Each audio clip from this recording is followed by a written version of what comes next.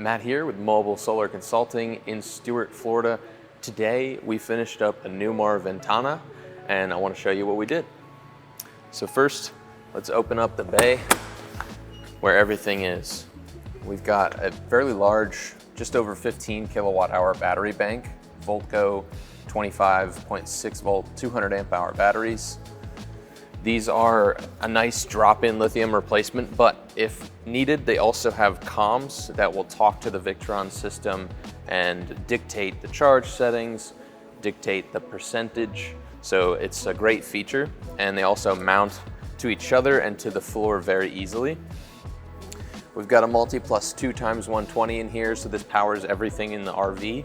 Obviously not all at once because this is a huge coach and that's only a 3,000 watt inverter, but the owner can choose whatever they'd like to power, which is nice.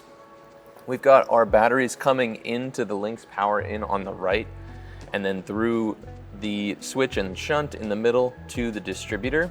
Now to make all this possible, we've got a bunch of spacers called the Lynx Clean Install Kit and Lynx Power In Add-on Kit on our website.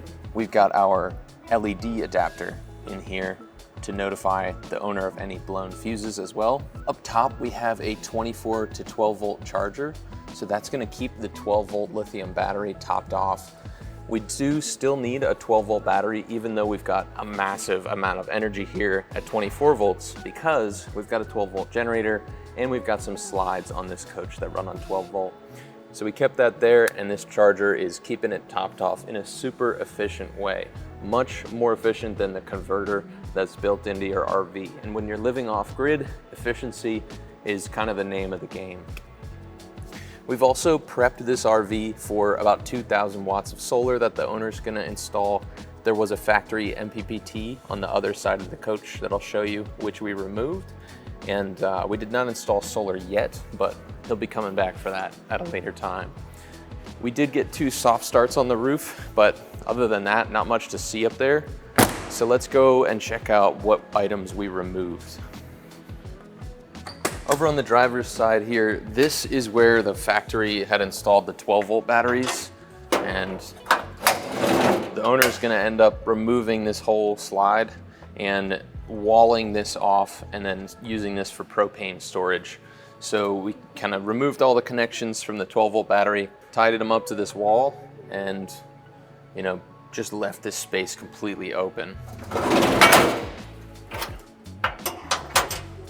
And moving over to the next compartment back, this is where the factory had installed the MPPT charge controller, but it was only a 30 amp unit. So we removed that, relocated the wires to where our system is located, and back between the framing and the basement, the inverter was mounted up underneath those big beams. We removed that Magnum inverter and we used that space to mount our Voltco 12 volt battery, which cranks the gen. We were able to get the touchscreen up near the other panels inside this RV, which is really nice. There was an HDMI run behind this TV, so we drilled a small hole, fished it through, and reused it. And that HDMI runs all the way to the basement, so that saved us a ton of time. We did have to put in a USB up at the top left there to power the touchscreen. The touchscreen not only shows the owner the battery percentage, how much energy they're using. When they're connected to shore, it'll show that too.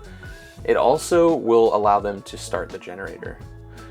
Thanks to the elevation AGS. They can manually start it, and we've got the auto start feature enabled. So if their batteries are approaching a really low level, it'll auto start the batteries as well. This RV does have an energy management system, also known as EMS. So it's important to set the EMS to let it know you have a 30 amp service. That's going to help you avoid overloading the inverter.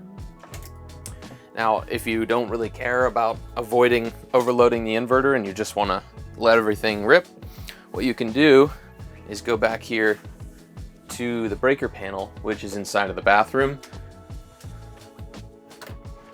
And within a few wire adjustments, you can disable the EMS entirely.